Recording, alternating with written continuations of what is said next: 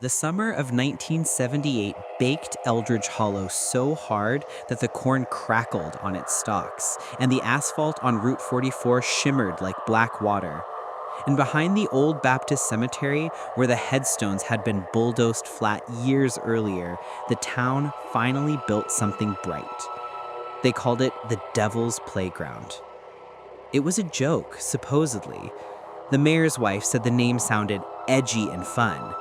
Red-painted steel towers rose like ribs, slides twisted like serpents, and a carousel of grinning horses turned beneath a canopy stitched with faded devils dancing in rings of fire. Opening day was a frenzy. Kids poured in from miles around, their sneakers kicking up dust that still smelled faintly of turned earth and bone meal. 11-year-old Tommy Whitaker was the first to climb the tallest tower. From the top platform, he could see everything: the water tower, the grain silos, and the long, dark rectangle of disturbed soil where the cemetery used to be. He spread his arms wide, whooped like a bird, and shot down the corkscrew slide so fast his stomach flipped. Down below, his little sister Ruth waited for her turn on the swings. She was 7, gap-toothed, hugging a plastic unicorn. She pumped higher and higher, the chains creaking in protest. And at the very top of her swing, she felt something brush her ankle. Cold. Like fingers. She looked down. Nothing. Just long shadows crawling across the gravel. By late afternoon, the place was packed. Moms fanned themselves on benches. Dads drank warm beer from paper cups. The air rang with shrieks of delight. And the carousel played a warped, wheezing version of Ring Around the Rosie. No one noticed how the painted devils on the canopy seemed to watch the children with eyes that weren't painted at all. Dusk dropped fast, like it always does in Missouri valleys. One moment, the sky was peach and gold. The next, it was bruised purple. Parents called their kids. Most listened. A few begged for 5 more minutes. Tommy among them. The playground lights flickered on. Red bulbs along the fence, yellow ones glowing in the devil's eyes. The carousel slowed, but didn't stop. Its music dipped lower, as if sinking underwater. Finally, Tommy slid down the fireman's pole and sprinted to his mom. Ruth was already buckled into the back seat, unicorn clutched tight. As the station wagon rolled away, she pressed her face to the window. The playground looked different now. The towers loomed taller. The swings moved on their own, slow and steady, as though invisible children were still riding them. And on the carousel, one horse, a black one with a cracked red smile, turned its head to watch the car leave. Ruth blinked, and everything went still. But when she looked down, her unicorn had snapped in half, clean through, its plastic horn buried in her palm like a sliver of ice. She didn't scream until they reached home. And that night, the laughter drifting from the playground didn't fade when the last car left the lot. 3 nights after the grand opening, Tommy Whitaker woke to the sound of metal chains clinking outside his bedroom window. His digital clock glowed 3:07 a.m. in a sickly green light. He lay still under his Astros blanket and listened. Clink, clink, clink. Swing chains. But the playground was half a mile away, past the cornfields and the old trestle bridge. Still, the sound carried through the humid night as clear as church bells. And beneath the clinking, he heard something else. Children laughing. High, thin giggles that rose and fell like a broken music box. Tommy crept to the window. Moonlight lit the backyard. Nothing moved, yet the laughter grew louder, closer, until it seemed to pour from the walls themselves. He pressed his palms to his ears, but the sound crawled in anyway. The next morning, he found Ruth in the kitchen, Pale as milk, she stared down at her cereal. On the table lay her plastic unicorn, glued crookedly back together. A thin crust of dried blood marked her palm. I heard them last night. The kids who didn't go home. Tommy told her she was being silly, but at school, other children whispered too. Jenny Carver said the monkey bars whispered her dead grandmother's name. Billy Tate swore the teeter-totter rocked by itself and traced the word help in the dust. Everyone agreed on one thing. Whatever was happening only started after sunset. That afternoon, the playground looked normal again. Parents chatted, toddlers ran down the little slide. The carousel horses smiled their painted smiles, but even the adults felt it, an itch between the shoulders, as if something watched them from very close by. At 6:42 p.m., the sky turned deep orange. Parents called their kids. But 3 children didn't leave. Tommy, Ruth, and a quiet boy named Eli Graves, who lived in the trailer by the creek. They'd been playing hide and seek. Tommy had just finished counting at the base of the tallest tower. When he opened his eyes, the parking lot was empty. Every car gone. The air smelled of wet earth and funeral lilies. "Tommy," he called. His voice cracked. The answer came from the swings. Not one voice, but many, braided together, sweet and terrible. "Tag, you're it." The swings began to move, slow at first, then faster.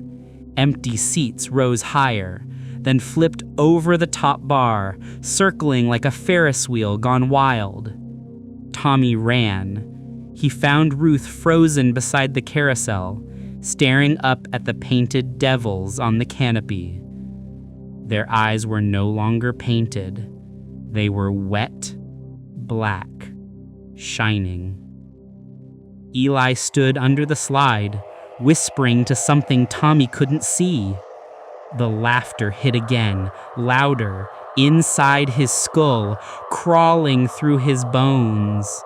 And under that laughter came another sound.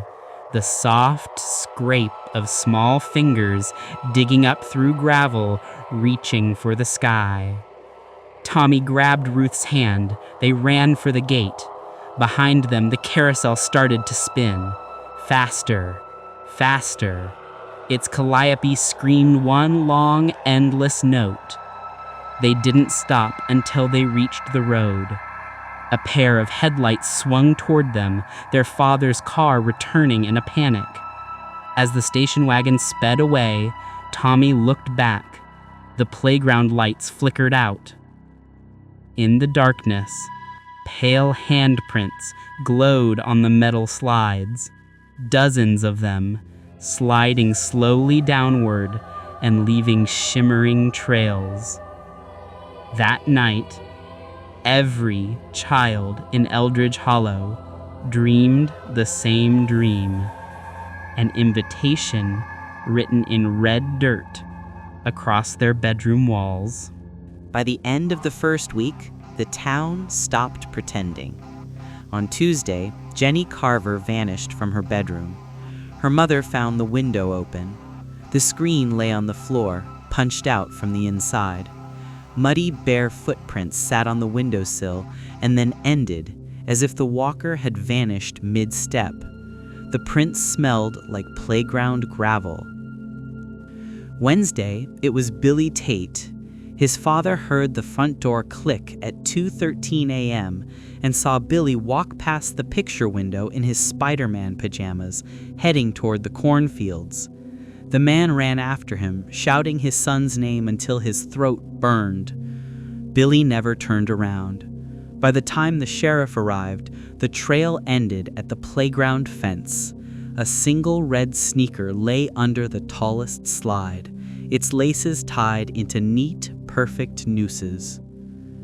Thursday, the town padlocked the gates and posted deputies at every entrance. They lasted 4 hours. One quit on the spot after his flashlight beam showed a dozen small silhouettes swinging in unison, even though the swings themselves weren't moving. The other deputy was found at dawn sitting on the carousel and rocking a rag doll that hadn't been there before.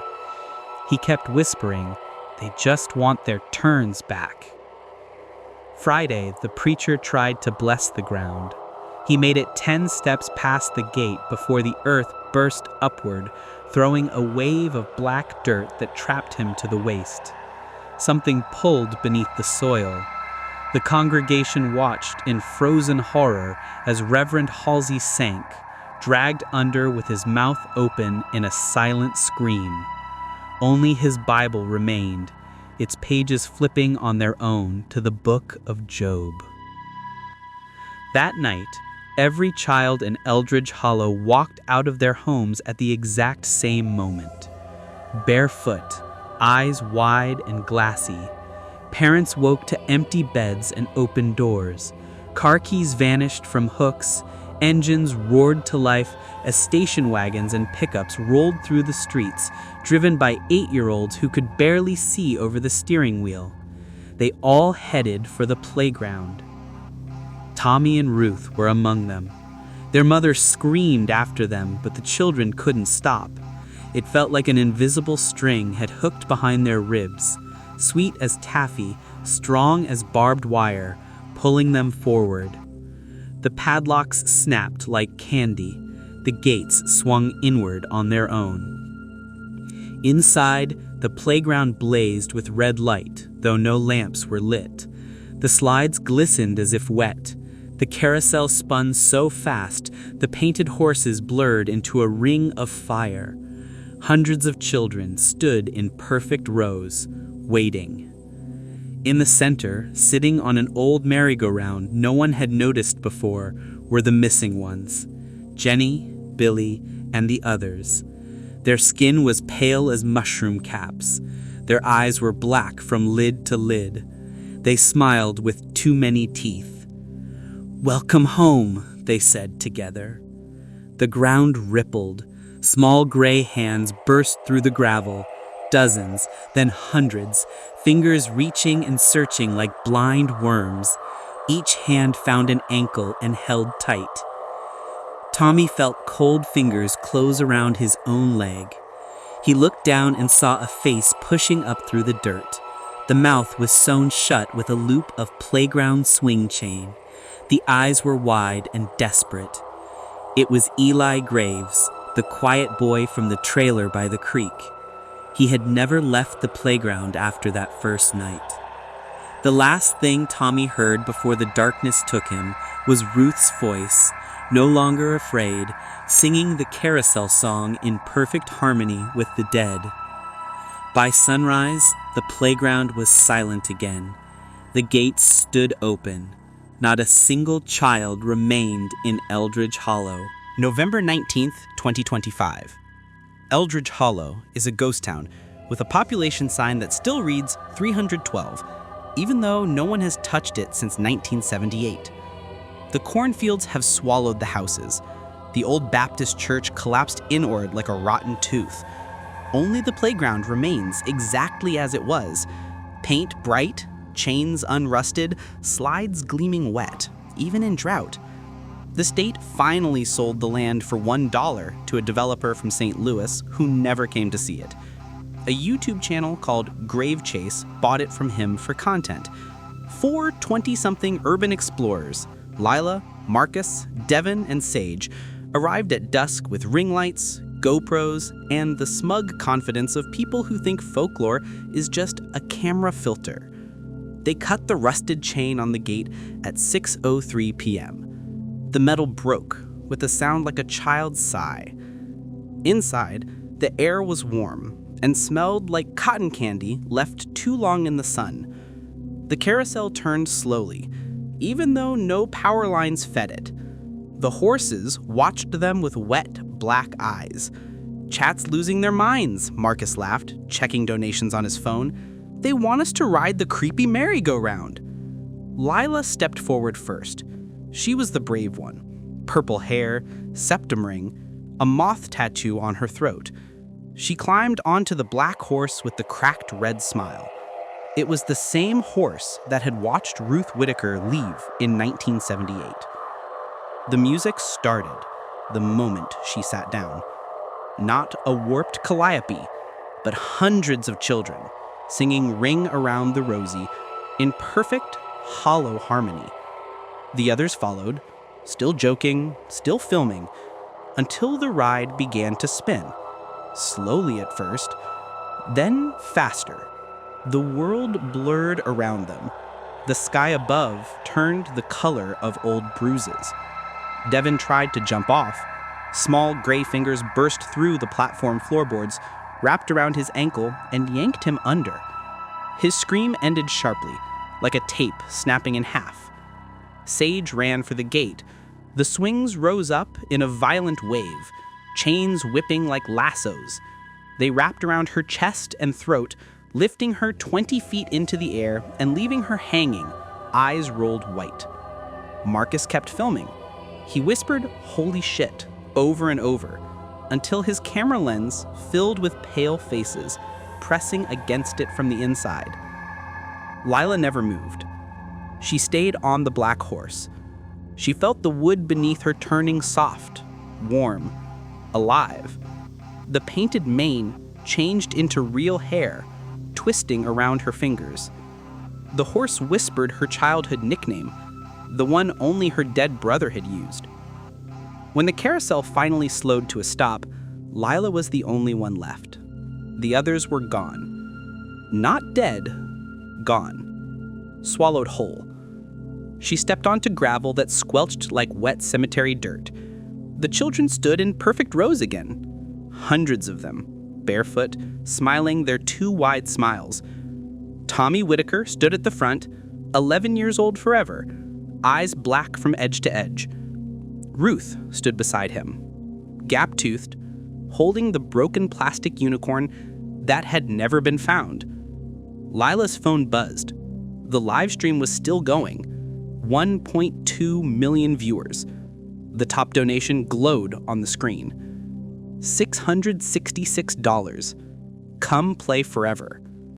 Lila looked at the children. She looked at the gate, open to an empty road. She smiled. Behind her, the carousel began to spin again. The live stream never ended.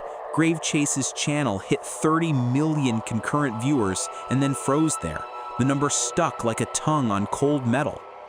The final frame showed Leela's face pressed close to the lens, eyes completely black, mouth stretched in a grin no human jaw should allow. Behind her, the carousel spun so fast it blurred into a red ring of flame.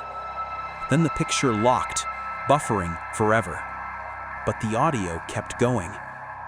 At first, people thought it was a simple glitch. Distant children laughing, the metallic shriek of swings, the wet drag of something sliding across gravel. Then words rose through the laughter, soft and patient. Come play. Phones, tablets, and smart TVs that still had the stream open began speaking at the same time. Parents woke to find their toddler standing in front of black screens, tiny hands pressed to the glass, answering in voices that didn't belong to them. By dawn, the highways leading to Eldred's Hollow were jammed with minivans and sedans. Some families drove because their children begged. Some drove because their GPS whispered directions in a child's voice. Some drove because they couldn't stop smiling. The gate was gone. The fence was gone. Only the playground remained. Bigger now, stretching impossibly far beneath a sky the color of dried blood. Slides rose hundreds of feet.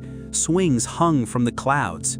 The carousel had become a cathedral of red steel and bone. Tommy Whitaker stood at the entrance, still 11, still barefoot, still smiling. One by one, the new children arrived, Some walking, some carried asleep in their parents' arms, some already pale and perfect. They stepped across the threshold and simply stopped being afraid. Mothers reached for their sons, only to hear them whisper, eyes gone black, "It's okay, Mommy.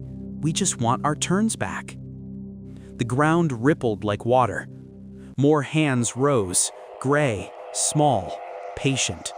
They did not grab anymore. They offered. "Take our hands. We've been waiting so long. The game never ends." By noon, the parking lot held 10,000 cars. Not a single adult could bring themselves to leave. They sat on their hoods, crying or laughing, watching their children line up for slides that now plunged straight into the earth. Leela was there too. Her purple hair had faded to ash. The moth tattoo on her throat crawled slowly, as if alive. She held the camera that no longer needed batteries and spoke in a voice made of many. "Welcome to the Devil's Playground. Admission is forever." The carousel thundered. The swings screamed. The laughter didn't rise and fall anymore. It only rose, higher and higher, until it became the sound the sky makes when it forgets mercy. Somewhere in the rows of perfect smiling children, Ruth Whitaker, 7 forever, looked up at the red morning and waved at something only she could see. "Found you," she whispered to the next child stepping through the place where the gate used to be. The playground has no edges now. It never will again.